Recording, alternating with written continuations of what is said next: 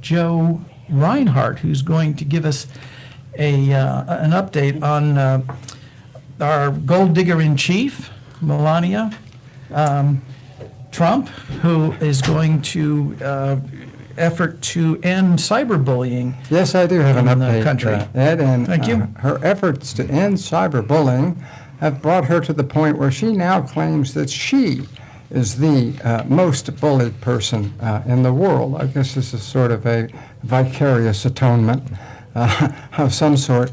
But for sure, Melania, sweetheart, you do not know the meaning of the word bullied, in spite of the fact that you are married to the chief bullier in the entire world. So the irony is that A, you're not being bullied, and B, you're married to the man who does all the bullying. Why don't you work on him a bit and buy yourself a new dress and quit playing the victim card? Well, you know, there's an extensive article about her in Vanity Fair when she became the First Lady, in which it revealed that she does not speak unless spoken to, which I didn't believe when I read it.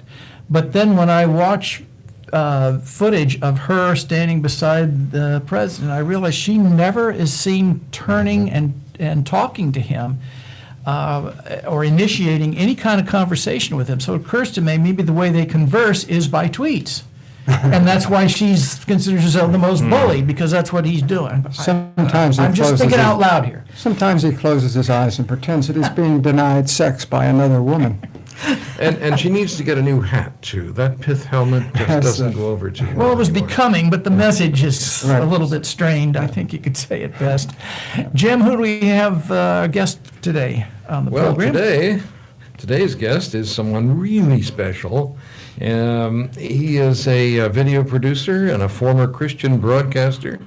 He now hosts a website called The Thinking Atheist. And is there any other kind? Anyway, one of the most popular online atheist communities in the world, a site which encourages everyone to reject faith, pursue reason, explore doubt, and to start thinking. Seth chronicled his transition out of Christian fundamentalism in his 2012 autobiography, Deconverted, A Journey from Religion to Reason. And his second book, Sacred Cows, further explores, with a healthy dose of humor, curious and often alarming, religious traditions around the world. Seth's weekly blog talk radio podcast is a top-rated show that has been downloaded over 40 million times worldwide. He has spoken at over 100 free thought events across the United States, Canada, and Australia, and we were privileged to have him here in Florida not too long ago, and we'll have him again. More about that later.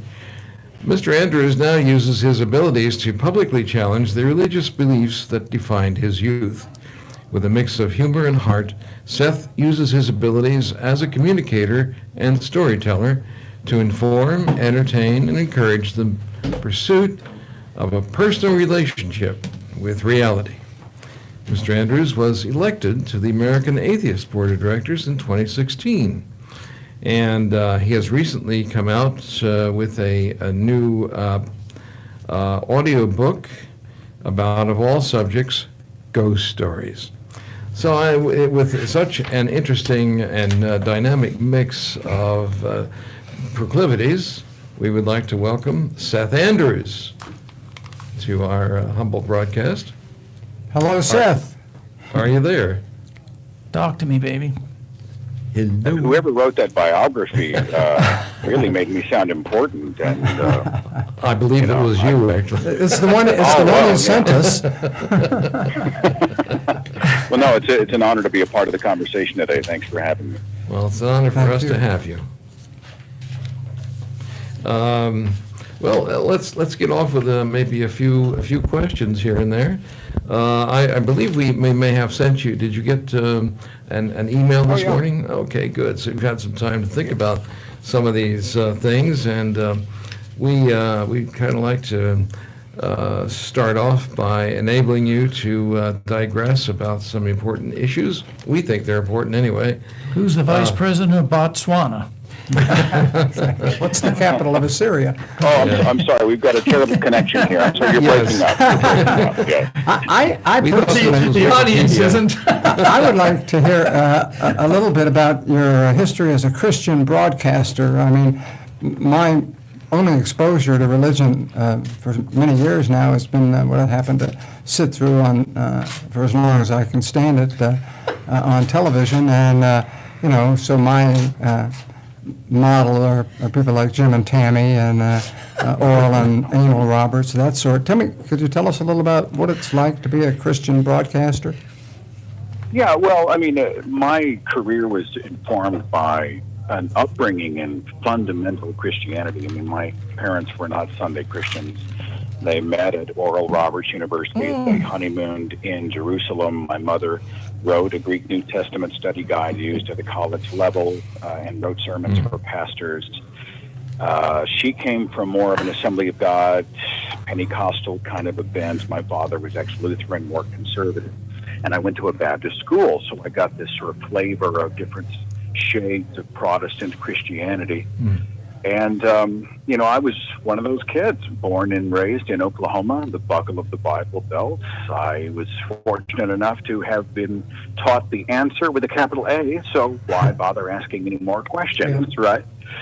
And I ended up just in school. I was a kind of a natural leader, natural communicator. The voice obviously changed, and people were like, it's amazing when religion finds these young, kind of clean-cut, young, well-spoken people. They're like, oh, let's get them up, let's prop them up on stage and make them an example. And this is what happened to me. I would go up and lead services and exert my leadership and even teach. I mean, I wasn't old enough to vote or drink or get drafted or do anything on my own, but yet I was somehow supposed to impart my world wisdom. And I was a fan of Christian music at the time, and so it just seemed a natural progression. I got a job at KXOJ 100.9 FM Christian radio in 1990 and sort of grew with the station and with the format. Well, I'm happy to observe that, in fact, you did turn out to be a shining example to youth everywhere.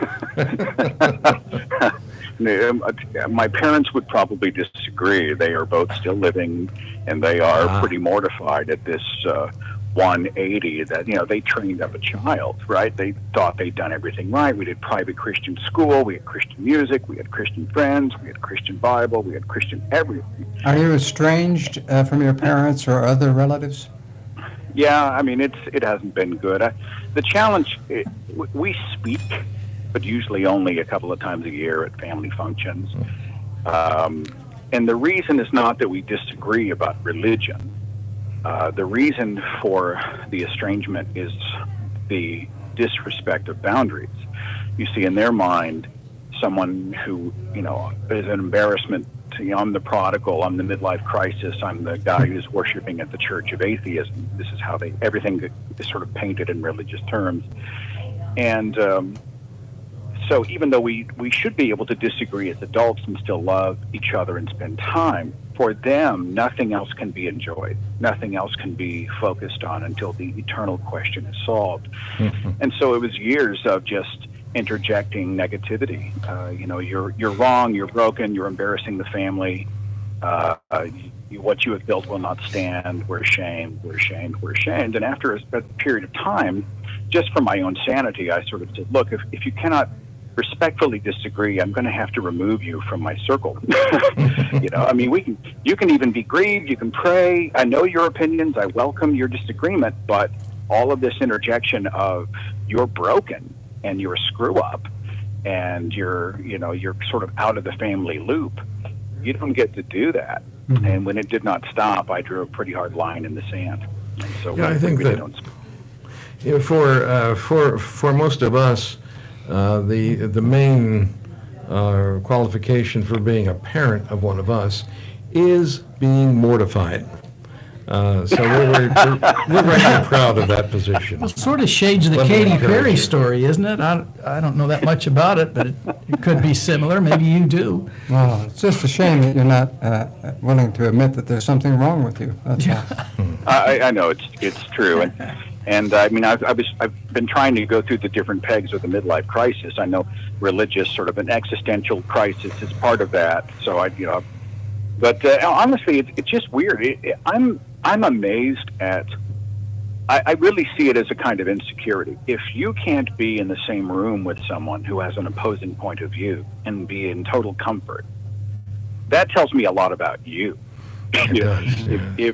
If you need constant validation, or if you're not, and you can also see this, my family is the type of family that they cordon off their children and grandchildren and nephews and nieces in these religious schools and private Christian home schools, and they got very fine stuff. And what you're looking at is essentially a declaration that we are so terrified of an opposing idea, even though we're supposed to have the truth with a capital T, and that our truth will conquer the devil's lies. In every instance, we're totally confident. They say they're confident, and then they spend their entire lives acting terrified of the devil. It just, to me, is a huge contradiction.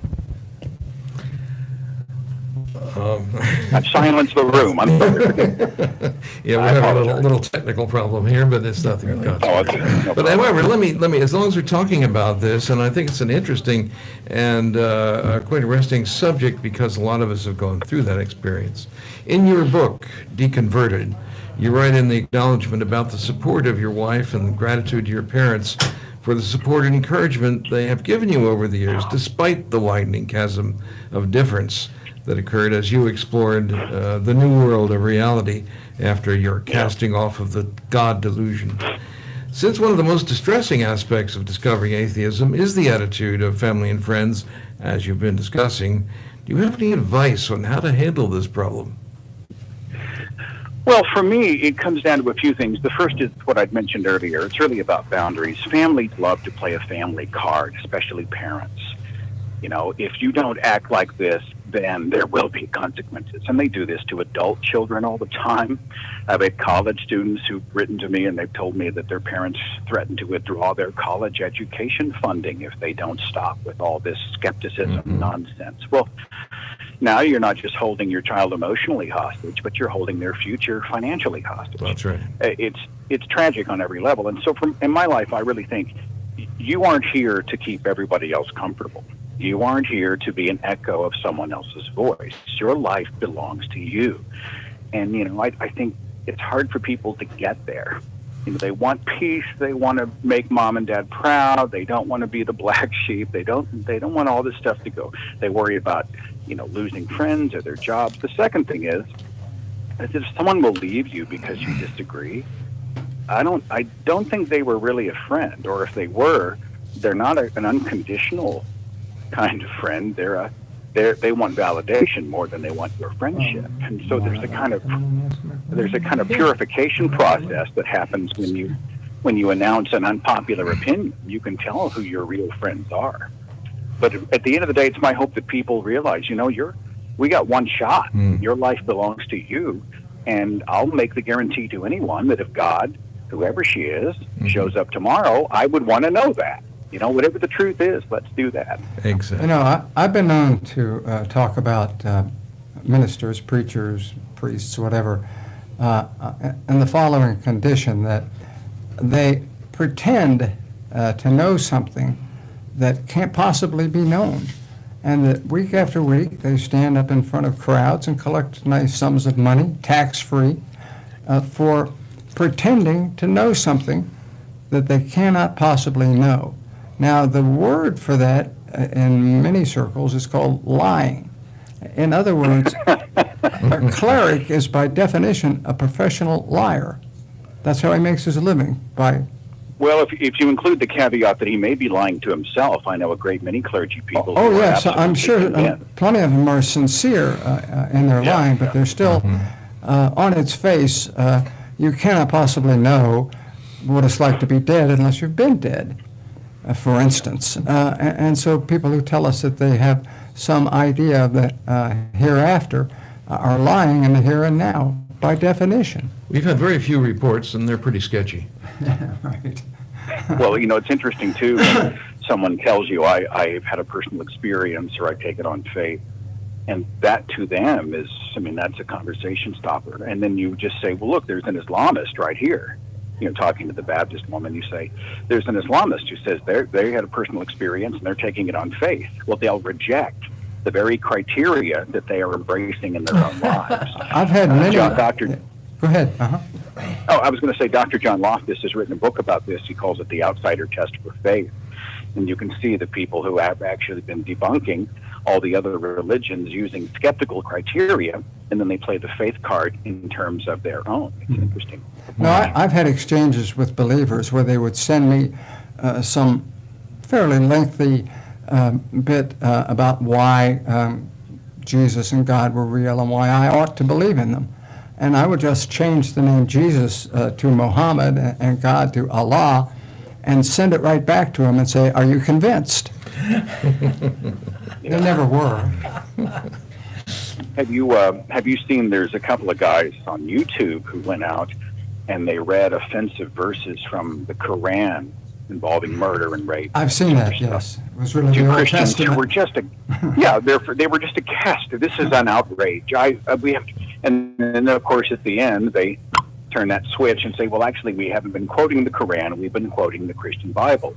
And the people literally look like Captain Pike on classic Star Trek. They just go beep, beep, beep, beep, and they just can't process it, So, You must be lying.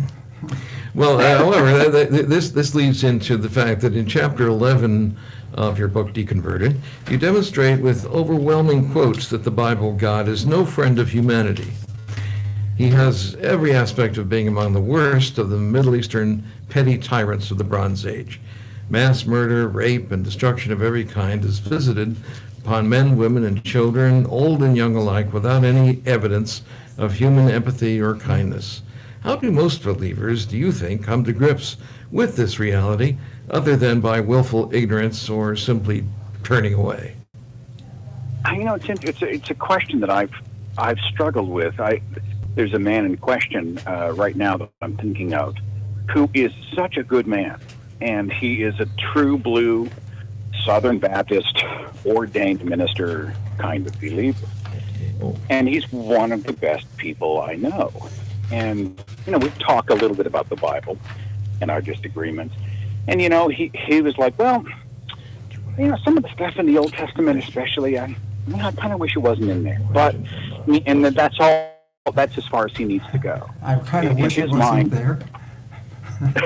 Well, once you've determined that God operates without having to play by our rules or the rules imposed upon us, then all bets are off. And so he has just decided, well, his ways are not my ways. The Lord works in mysterious ways. The one I often hear is God is love, he's also just. And of course I'm like, how's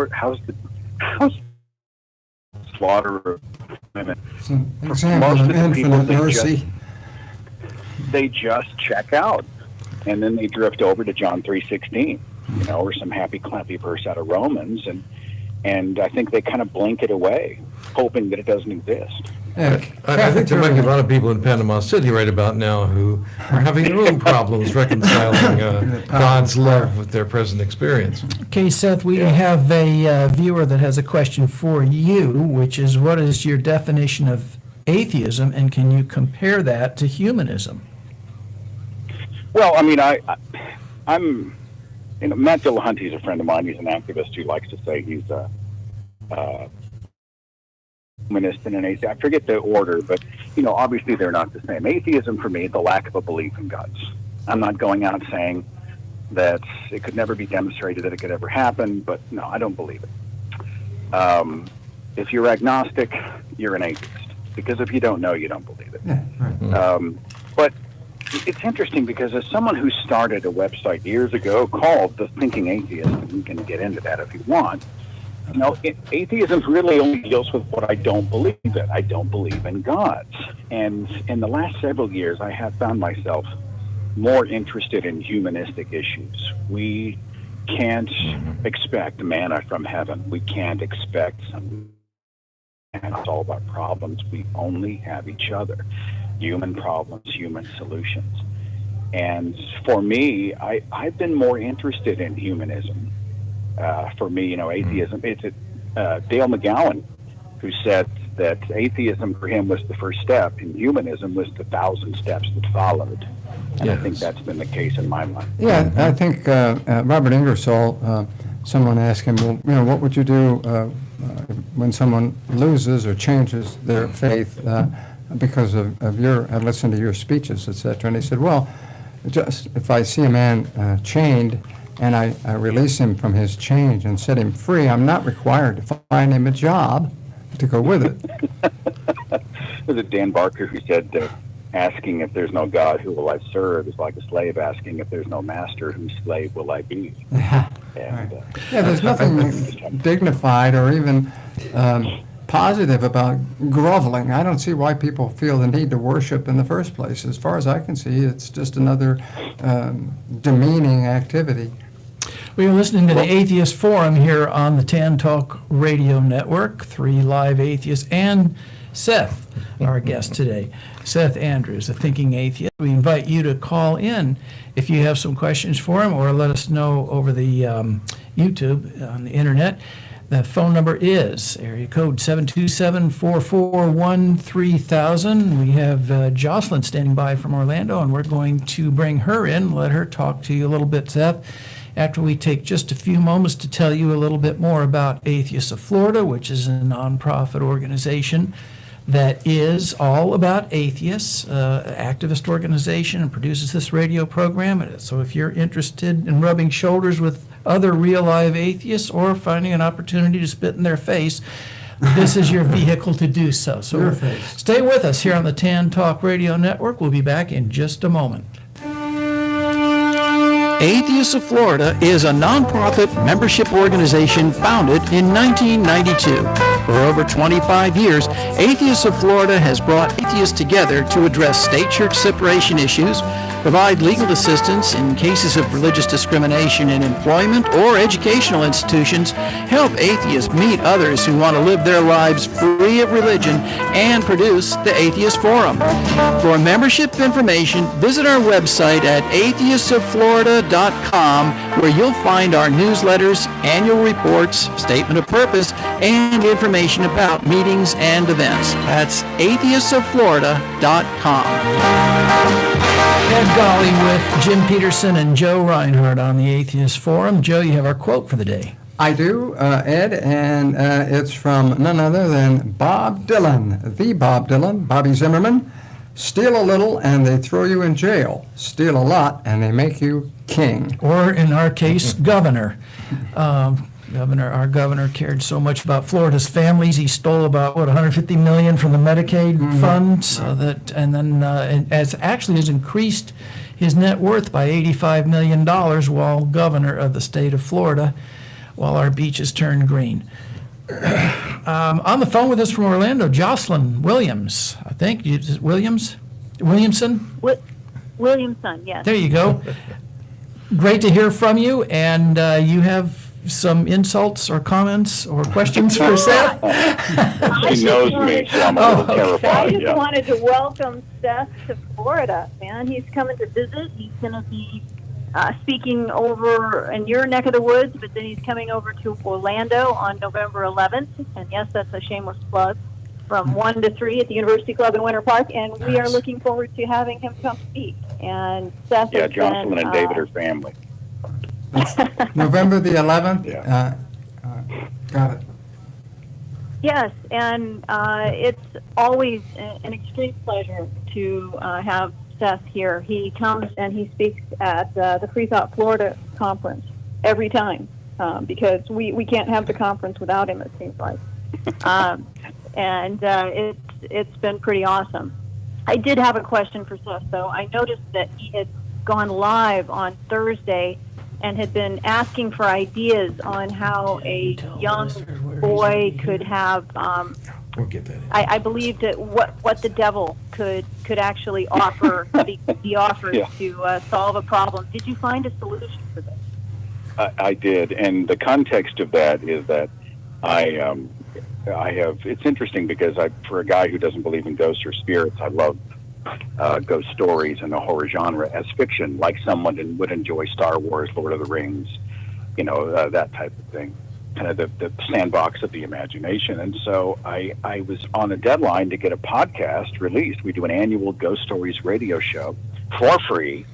And I had writer's block, and I just went online and threw myself at the mercy of the audience. And I said, all right, look, here's where my characters are. And lo and behold, Jocelyn Williams, I think, you jumped in there, Williamson jumped in there, and a bunch of other people all throwing ideas at me, and I shamelessly stole them and will now pass them off as my own. And that's what I do because I'm an atheist without morals, but I do appreciate the help. And and that's going to release. You can find it. Just type in the Thinking Atheist Ghost Stories. They'll pop up on Blog Talk Radio or YouTube. That goes out next week. Thanks, Josh.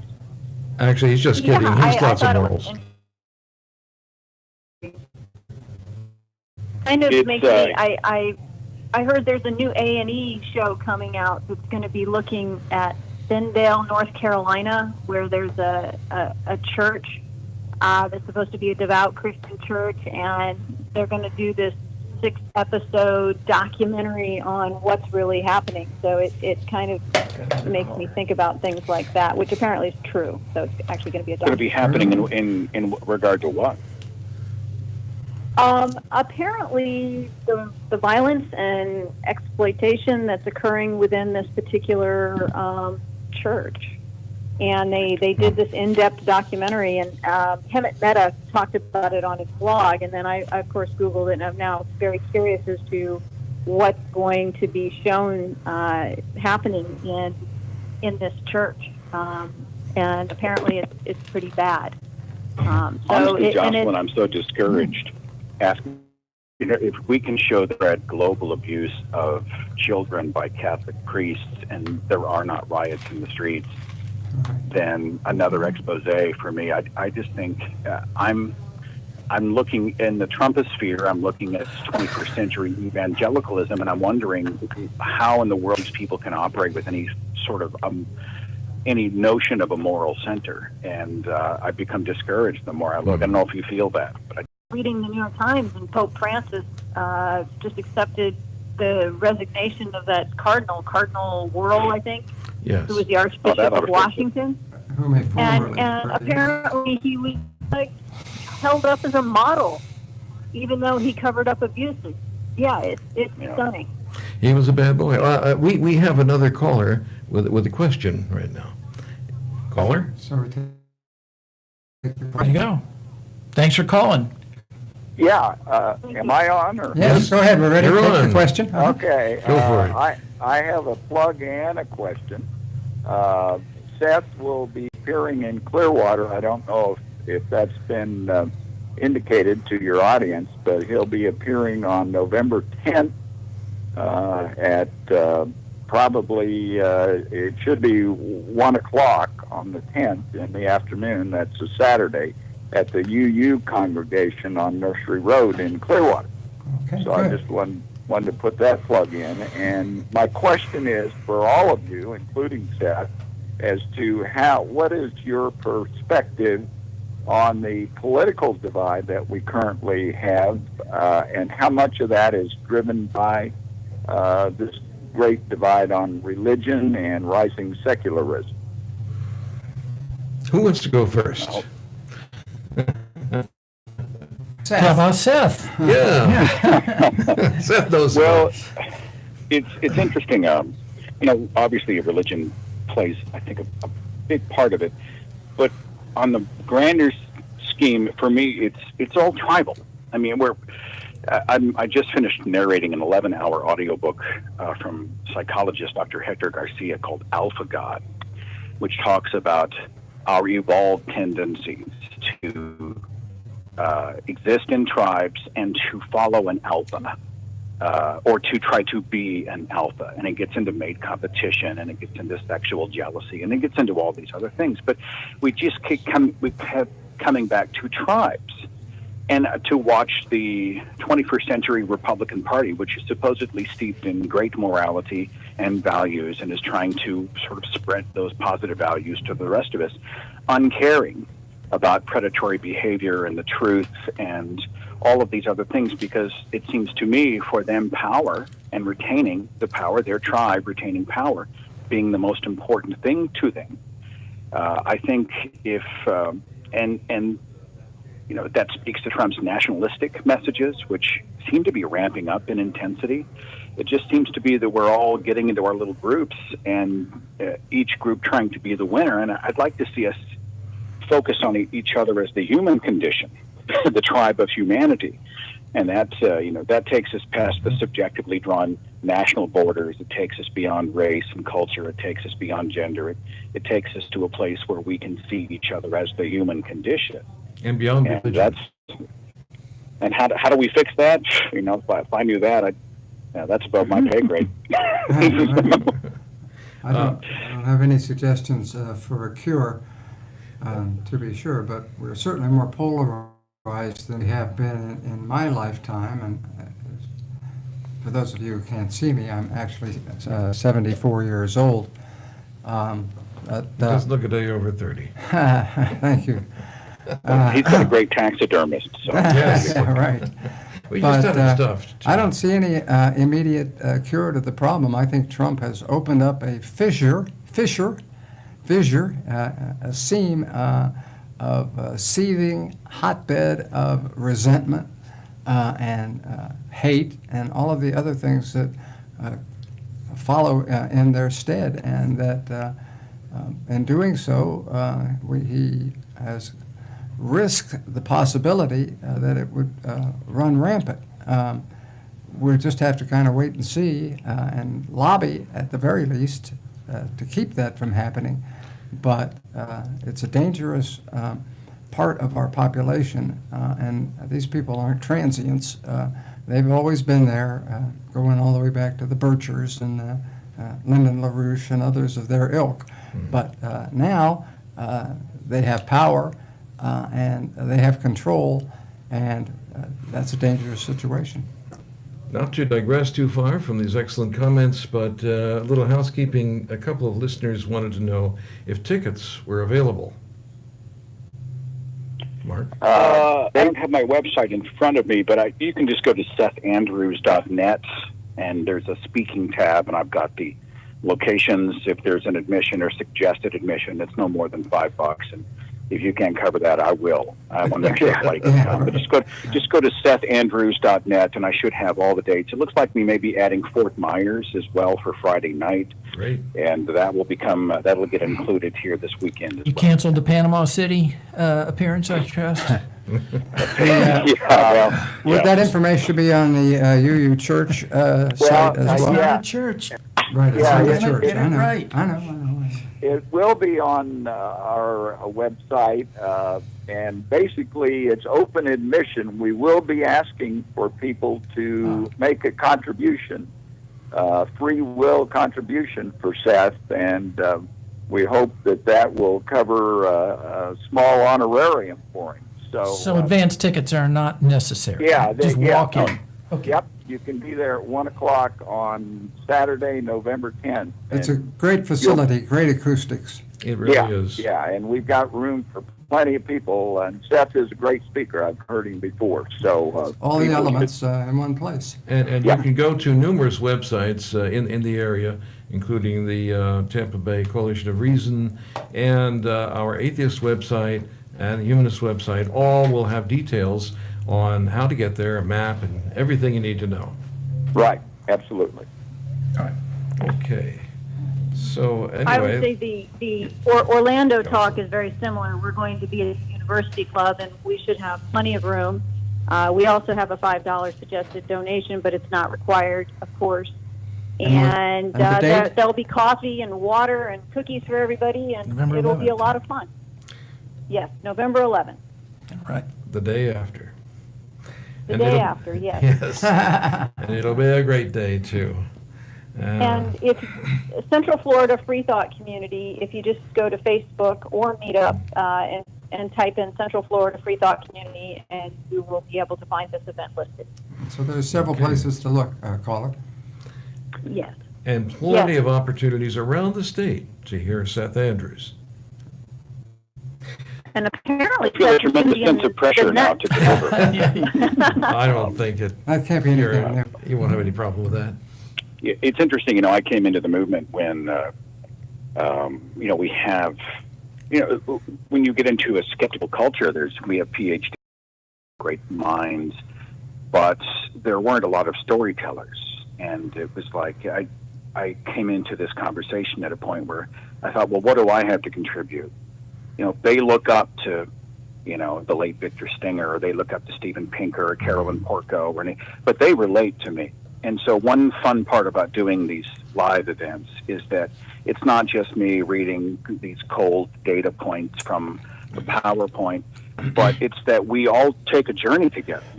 There's an ebb and flow to it. There's humor. We connect as human beings. We laugh. We hug. It's a party. And, I'm always kind of a little sad when I'll run across the occasional skeptic who got so burned by the church that they refuse to go to any organized anything anywhere. And I'm like, well, look, the church does organized community well, but the church doesn't own that. That's a human thing. So come out and let's hang out together and let's encourage each other, and it's going to be a positive day. So I'm excited about the trip. Well, I think you're right about that. The churches have the form, but we have the content. So that's part of our problem. Yeah, I would. I would agree. I always enjoy reading the stories of people's journeys, even if it's not about religion or political issues.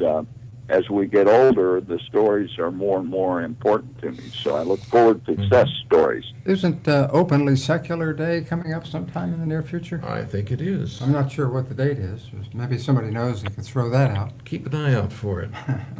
Well, let me propose another question. At no time, and this is related to what we've been talking about, at no time in world history have so many had so much access to the whole of the world's knowledge. And yet, in no time, has seemingly such a great crisis as we have created for ourselves summoned such a paltry response. I'm thinking here in particular about climate change and all the Earth-related issues revolving around it. In your assessment, and I realize this is a very big question, and it perhaps will never come to a fully satisfactory response, but at least in your view, what has gone wrong? Wow. I mean, what happened to the softballs, man? I mean, I thought we were going to be like, if you were a tree, what tree would you be? No. I think we are in this odd time, and I'm having this conversation in my own life where we are presented with, at our fingertips, up to the second information. And it has both connected and disconnected us to the entire world as human beings. I can fact check almost any claim online. And I also, though, am seeing such a barrage of data, information, claims that may or may not be true, rants, tirades, naming, blaming, blah, blah, blah, blah, blah. It's such a white noise that I don't think we're wired for this. I look at my Twitter feed, and, I've got thousands there are 260,000 people on the Facebook page alone. And while I'm thankful they're there, I'm like, I'm not wired to be able to manage this. Intellectually, emotionally, I become overwhelmed. I start reading headlines. We're going to talk about some of this at my speech in Florida. Mm-hmm. We start to see the headline. We see something that speaks to our confirmation bias or asserts what we already believe, and we start to forward it. We stop treating each other like people, but we start treating them like avatars, like others. Again, they're out of our tribe, and we want to win. And we talk to them much differently online than we ever would if we were just having coffee together, even those we vehemently disagree with. And so, while I'm thankful for the information, there is a disconnection from our own humanity that is taking place. And there's also I think the Trump campaign is guilty of this, to frustrate people so much with so many contradictory claims, truths with quotations around them, truths, that people just give up and stop listening and stop watching. And it's when people stop paying attention, that's when the bandits really get away with murder. And when the great disconnect occurs. Yeah, we're going to have to to a degree, balance our lives. But I also think that we're going to have to realize that facts do matter, and there are, and we're going to have to do our due diligence to find them. You know, a lot of sociologists are profoundly concerned that there is an ongoing tendency in this country and perhaps around the world for people to become disassociated with one another. 50 or 100 years ago, people formed themselves into democratic associations or organizations and got a lot of things done. And we're not really as appreciative of that history as we should be. But right now, it's become pretty apparent that there are a lot more atheists, freethinkers, humanists, and so forth than there are people in organizations devoted to those things. So I'll put it to you again in another form. How do we get people to come and participate? Not just hear speakers like yourself, as inspiring as you are, but but also to actually come and participate, to give something of themselves to what we're trying to do. I don't know. We had I used to be a video producer for churches. We would help churches raise money. And, you know, it's funny because even a broken clock is right twice a day. You will sometimes find a message or something that has some nuggets of truth in it. And there's one fundraiser and organizer, I remember, who said something that has, for me, rung true. And he said, when you're trying to inspire people to participate, he said, people usually don't give to need. People give to vision. And so while we're busy raising the red flag and sounding the alarm about all the problems, and we should, this is wrong and that is wrong, and the brainwashing of children and the abuse of this, and we've got people being beheaded in the name of Allah, and the world's gone crazy, and problem. Mm-hmm. Those are all needs. Mm-hmm. But you know, after a while, you become like the Sarah McLachlan commercial with the pets. People just become emotionally overwhelmed, and they just go click. They just won't watch. People want to be inspired. Sure. Look, I don't want to just show them the problem. I want to encourage them to be a part of a solution. And so what we do is we put together a kind of mission statement which says we want a more rational world. We want scientists involved here. We want humanism to be the order of the day. We want less superstition and more real-world solutions. We want to do this, and make it proactive and make it very much about community. I cannot stress enough that people who leave the church are often leaving their entire social base. And we as we're evolved to be social creatures. We largely need each other. I think if we can connect as human beings and inspire each other to enact positive change, instead of just swatting at all the needs, if we can really get people to catch the vision, that's when I think the culture changes. You're onto something there. You know, I've often thought that, well, where is Star Trek when we need it? Back in the 80s, they were truly a secular inspiration. In so many ways, they presented a vision of the future, one in which our type of society had long since ceased to exist, replaced by a more egalitarian way of life. Well, they had their challenges, of course, with various aliens, but which they were able to overcome by applying scientific tools and the scientific method. And but at the present moment, at least, we seem to be hung up on ancient ideas. I just want to correct one small point having to do with Star Trek, and that is, you know, they had mind melds and lasers and stun and everything, but every problem was ultimately resolved when Captain Kirk kicked the living crap out of the alien in question. I preferred Captain Picard, actually, but that's all right. Oh, You got a good point there. yeah. This is a cult. See, tribes. No kill, Tribes, darn. the war of No tribes. killing. Well, we're not at each other's throat yet, but let's see how Okay. it goes. All right. Well, I really like the optimism of Trek. I missed out on a lot of the humanistic messages when I was a kid. Of course, for me, it was all about just, you know, sci-fi TV action, you know. But looking back, I really developed an admiration for Roddenberry and you know, the humanistic messages. The idea that we're less about nations and more about humanity. And we just didn't hung up.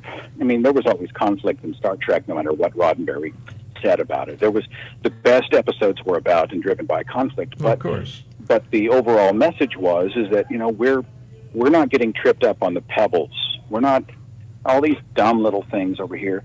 Did you guys see the episode where they had the alien race, black on one side, white on the Oh, other, yeah. or Sure, vice yeah, versa? can't you see the difference? You know, and they're arguing Frank about these Gorshin petty played things. that. And it's such a good message. You know, we're all the human animal. We're all Mm-hmm. part of this amazing sort of structure of life on Earth.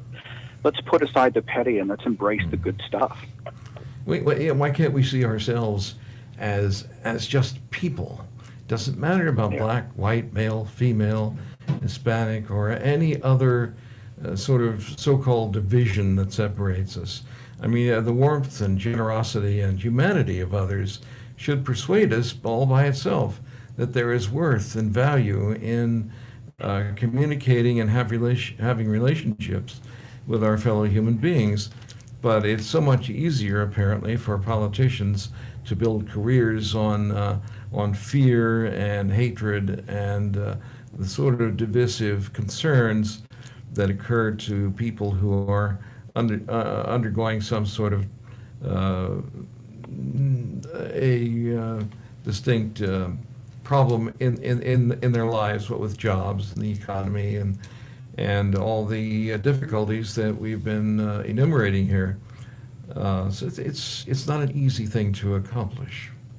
Yeah, true. I wanted to chime in. Chime. I think this is I think this is why community development on the part of the atheist secular humanist community is so important.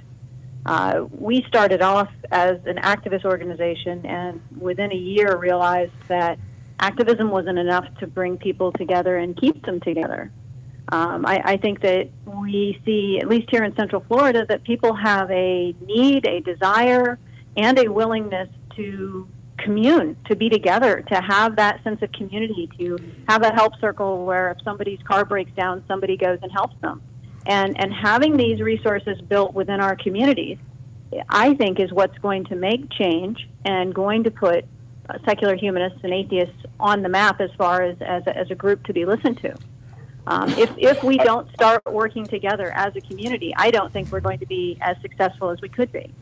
And I think that and involves whether a measure of education, though, doesn't it, Jocelyn? Like, there are going to be people who come into your room who are going to be like, well, I left one church, I'm not going to join another. So I think there's another challenge to educate them that you're not acting religiously by connecting with other human beings. And that's a misconception that I have found for a decade. It's prominent out there.